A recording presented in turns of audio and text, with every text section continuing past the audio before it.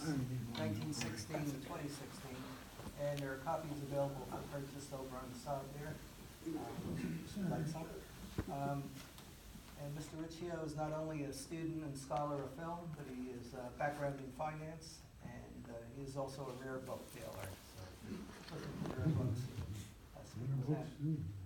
And after his presentation, we'll be showing When Worlds Collide, which is, I guess, probably one of the classics of the genre. So, with no further ado, Mr. Riccio, thank you. Thank you. Thank you, Robert and Deborah and the Chatham Library for inviting me to talk about something I really love, post-apocalyptic movies. I suppose that says something about me, but what can I tell you? As Robert pointed out, I do have a background in finance. I started out trying to be a sociologist, but pivoted to finance and then spent almost 35 years on Wall Street in the corporate finance area.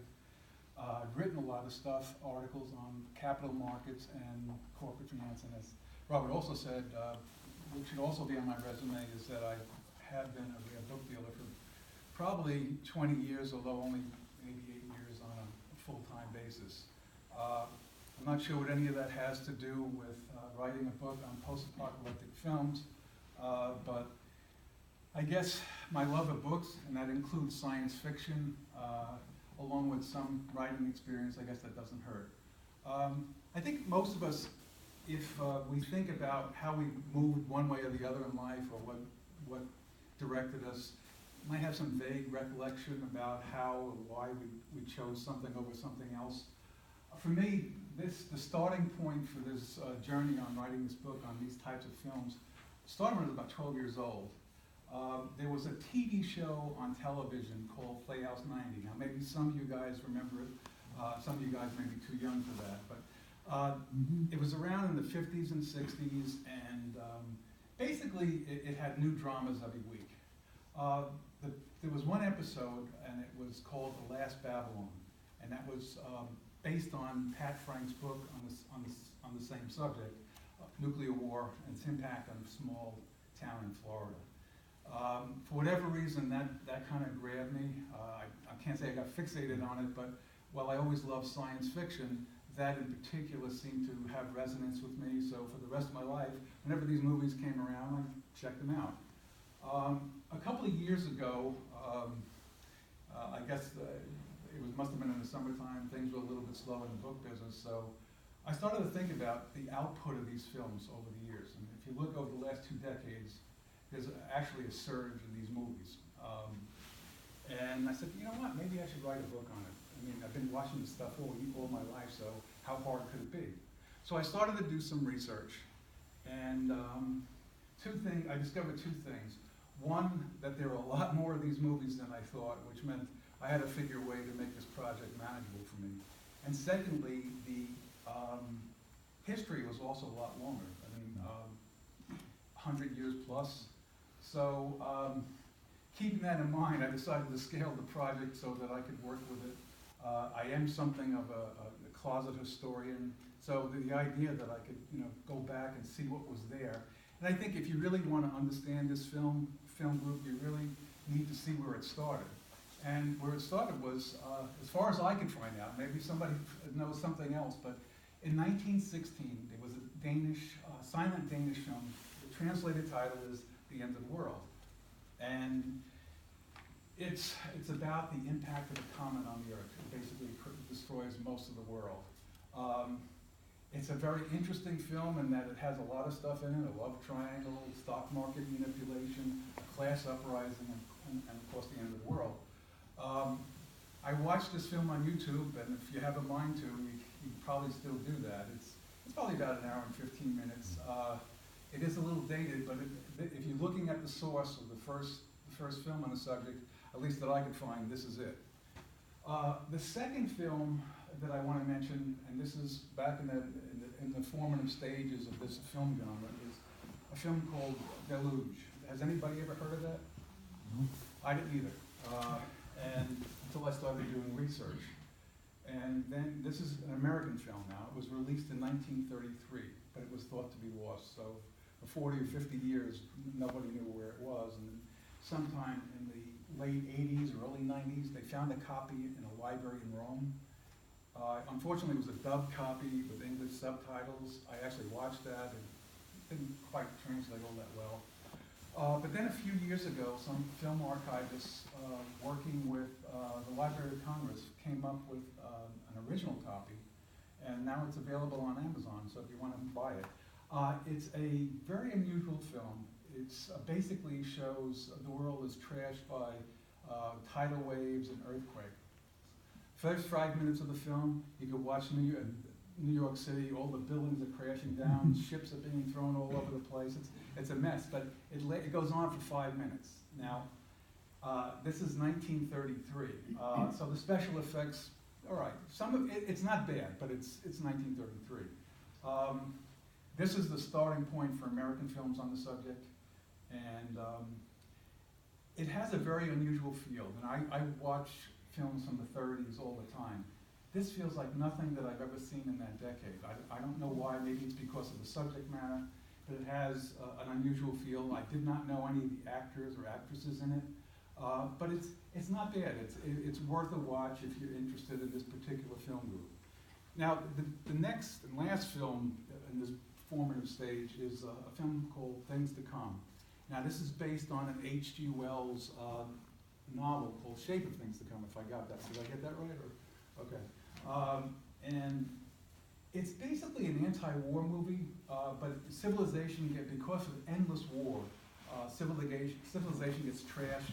There's plagues, and then there's renewal. It's a group that manages to come up with new technology and whatever. But that would be it. Now, Universal Studios, for the balance of the 30s and 40s, cranked out I don't know how many horror movies during that period. But there wouldn't be any post-apocalyptic films beyond 1936, at least not in America or England.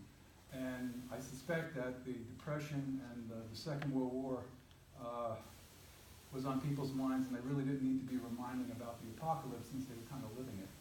Now, so that's it for a while, and then until October of 1951, when this isn't a film that I did not know about until I started doing research. I probably should have, but didn't.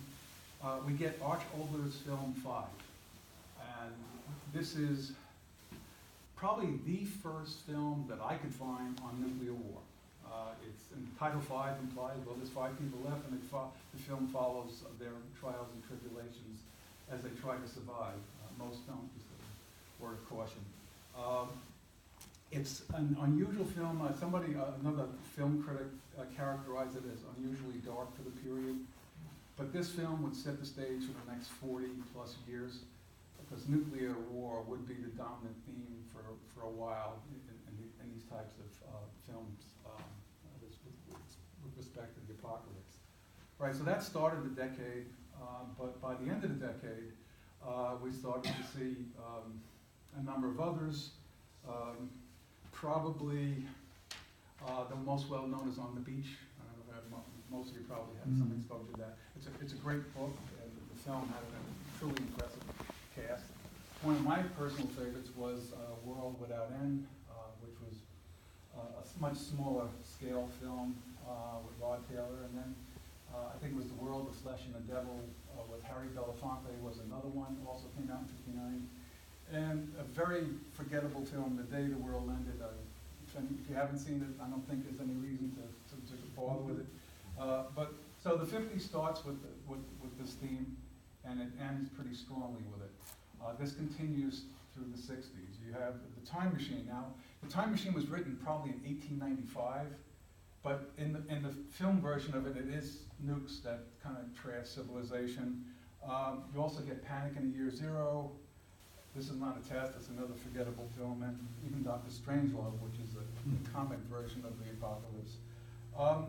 So that theme continues through the 60s, but there are 2 other films that I think are very important for this decade within this film genre. Both of them were released in '68, and the first was Planet of the Apes with Charlton Heston.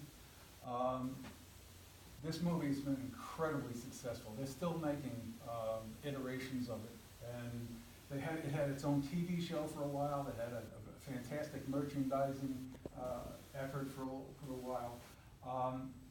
It is, at least the initial film, is a nuke movie, though. The angle they played was, okay, we know that radiation can screw up a lot of things, but now it screws up evolution. So we find ourselves subordinate to apes because of nuclear war. So that ends that decade, and I think the next and most important film, and it's a very small film, is Night of the Living Dead. The script was written by John Russo and George Romero, and I presume that most people have had a chance to have at least one viewing of it. This film set the stage for all those zombie movies that you've been seeing for the last 50 years. A couple of years back, I had a chance, well, probably more than a couple, but maybe 3-4 years ago, I had a chance to visit with George Romero at a sci-fi convention. I got a chance to talk to him about it. And he reminded me, he said, yeah, well, but just keep in mind, we never used the word zombie in the film. And I was correct, but Hollywood got the idea, and for the last 50 years, they've been pumping out all kinds of variations of the original Romero classic. Now, we come to the 70s, and we start to see some variety now in this. You know, we're getting a little drifting out of the nuke stage into a variety of other things. So you had, I don't know if anybody see Mad Max, which was a great flick, economic or social collapse. You had the Omega Man, which is based on Mayan legend, which is another variation, but that's about this horrible virus that wipes out people. And then you have another Romero film, which is more of a cult type film, Crazies, which is about biological weapons gone astray. So you have some new themes. Probably one of the most significant films of the decade in this film genre was Soylent Green, but we're back to Charlton Heston as the lead character. And it's kind of a murder mystery, but when you come right down to it, it's kind of an early film that shows how mankind's environment can be screwed up by him. And we have overpopulation, we have pollution, and so it's a little different twist. Now he's a policeman, and basically he's trying to uncover who murdered an executive from the Soylent Corporation. And in the process, he finds a very unappetizing conclusion. Apparently, the food that we're all eating at that time, Soylent Green, is people. So that didn't go too well. The ending was the ending, and that was it. So moving to the 80s for me was a kind of a mixed bag in terms of there were some really good films and then some not so good ones. But the important thing about the 1980s, insofar as this film genre is concerned, this is nuclear war's last hurrah, right? After this, it would kind of cut off a bit. Now you had the Terminator, and you had the aftermath, Warlords of the 21st Century, and even Land of Doom. Now most of those films are pretty forgettable, but the Terminator was good. But again, this is kind of a nuclear war type of motif. I would call your attention to 3 made-for-TV movies that I think, if you're looking at understand the impact of nuclear war, these 3 movies did the trick.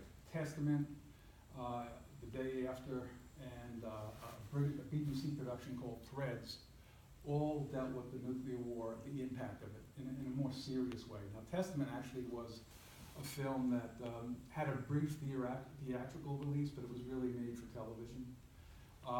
Of the 3, they're all very compelling films, but of the 3, if you want to get depressed, but if you want to really understand how frightening nuclear war is, the BBC thing, Threads, is by far pretty horrible. It's done as kind of a docudrama, and it's grim. It was not meant to entertain, it was meant to warn, and it does exactly that. It's not a film for children, but if you want to see something that really focuses on the real consequences of nuclear war, this is the film to see. When we move to the 90s, we finally get back to our post-apocalyptic roots, so to speak. There's a couple of films, you know, we started out, we talked about in 1916 we had a comet, now we got asteroids and meteors ready to take us out. And there are 2 films, Deep Impact and Armageddon, both have pretty much the same threat. I like Deep Impact better. Maybe it's because I like Tia Leone better. I don't know.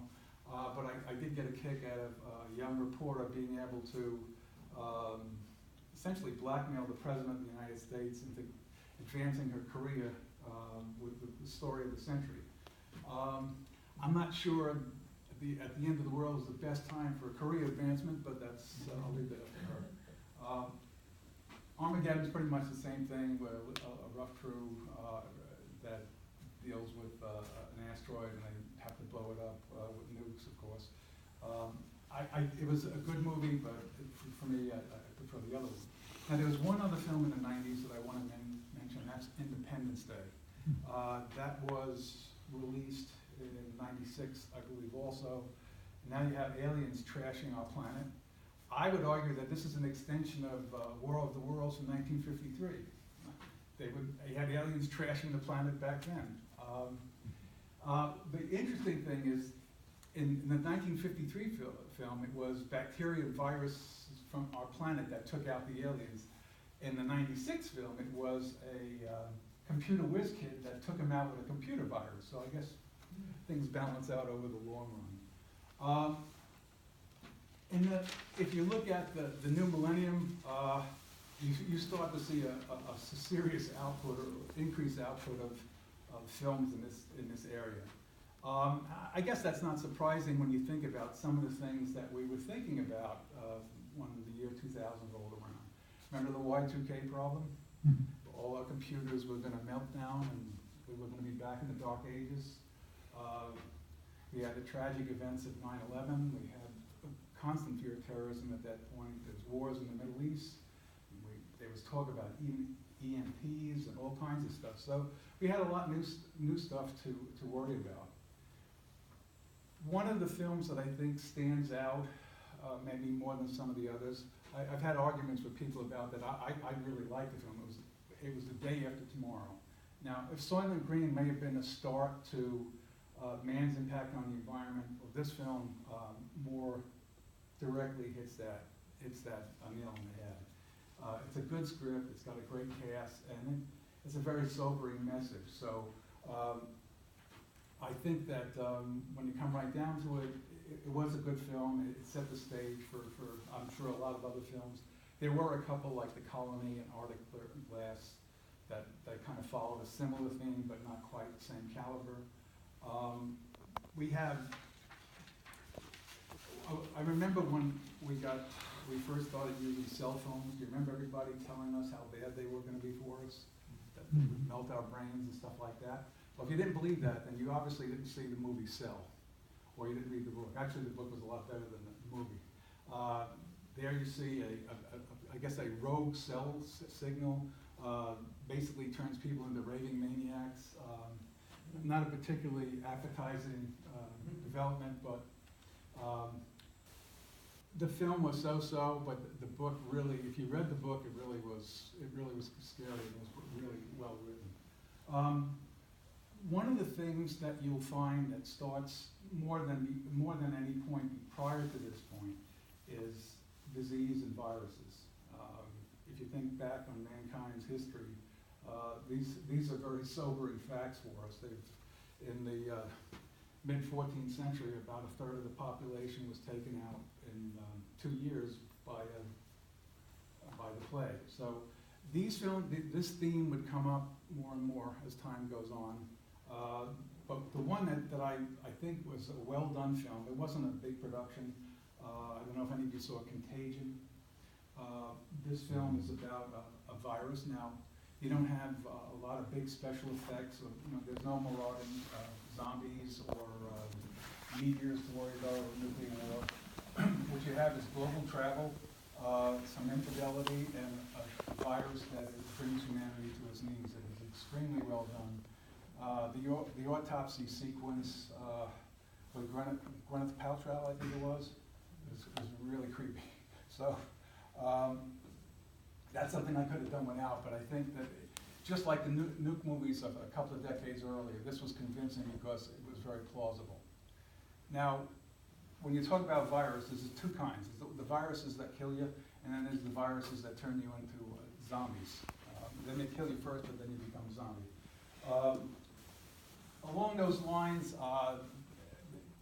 basically in the last 10, 15 years, you had like 28 days, 28 weeks, and maybe a little bit more recently, World War Z.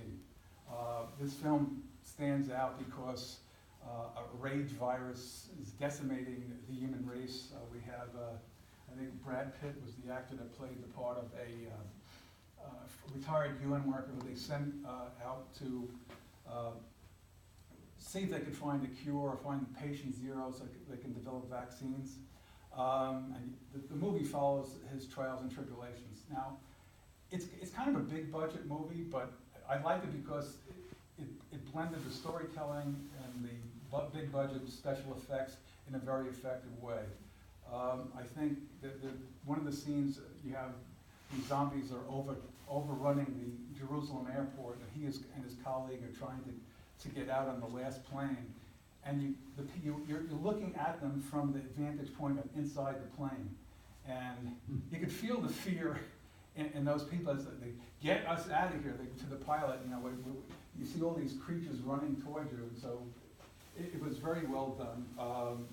In the end, humanity survives, but barely. When people think about apocalypse movies, the thing is the big screen. But one of the things I just want to spend a moment on TV. Now, there's probably at least one Walking Dead fan in here, and that's, people know about that, and some of the derivatives that spawned by that show. The history with TV and post-apocalyptic themes goes back actually not as long as the films, but it goes back somewhere between 60 and 70 years. I'm sure some of you remember The Twilight Zone. There are at least a half a dozen episodes that dealt with a post-apocalyptic theme. Probably one of the most well-known and one of my personal favorites is Time Enough at Last, which is Burgess Meredith plays a bank teller, and he's a very bookish and henpecked guy, and all he really wants to do is read. He managed to survive the nuclear holocaust by being in a bank vault. At first he's despondent, he comes out, and then he realizes he's got all this time to read books until unfortunately he breaks his glasses, and that's when it ends, unfortunately for him anyway. But even before The Twilight Zone, my sons get either Amazon Prime or Netflix, and as I was doing research, I was looking for films that I might be able to check out for write-ups. And I don't know which one I found this on, but I certainly knew about Playhouse 90, but there was something called the Motorola Drama Hour, and that was on in probably the mid-50s, and there was this one show, the title of it was Atomic Attack, and it features a very young Walter Matthau as a doctor trying to help a family adjust to a nuclear attack on New York. They were living on the outskirts, and trying to survive radiation sickness and what have you. So that's a long time ago, and like I said, that one was something I wasn't aware of until I started doing research. When you look at this film genre, I think that if you're like me, I've been watching them forever, you can make a couple of conclusions. One, some of the themes are getting a little bit old, but you got to put it in perspective that I think that post-apocalyptic films are an important part of popular culture. That isn't going to change. That it's going strong for 100 years now. I don't see any reason why that won't continue. I think Hollywood will find new ways to scare us, and we'll take it from there.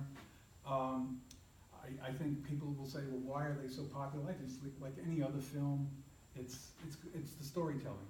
If they tell a good story and it captures your imagination for 2 hours, and I think that's why many of them have been so successful. But I think there are a couple of other differences, maybe compared to other movies. One of which is, at least for me, and ever since I was a kid, one of the things that intrigued me about this film area was process. Okay, we have a catastrophic event. What do people do after that? And for some reason, that's always fascinated me. How do people survive being transported back from the 20th or 21st century back to the 19th century? What kind of survival skills? And I think that's that captures a lot of people's imagination. I also think, rightly or wrongly, these films reflect concerns that we have in our society. From 1951 through the mid-'80s, nuclear war was a very popular post-apocalyptic theme. That makes sense. For those of us that grew up during the Cold War, went through the Cuban Missile Crisis, that makes sense. Now we're so much luckier because not only do we have to worry about nuclear war, we have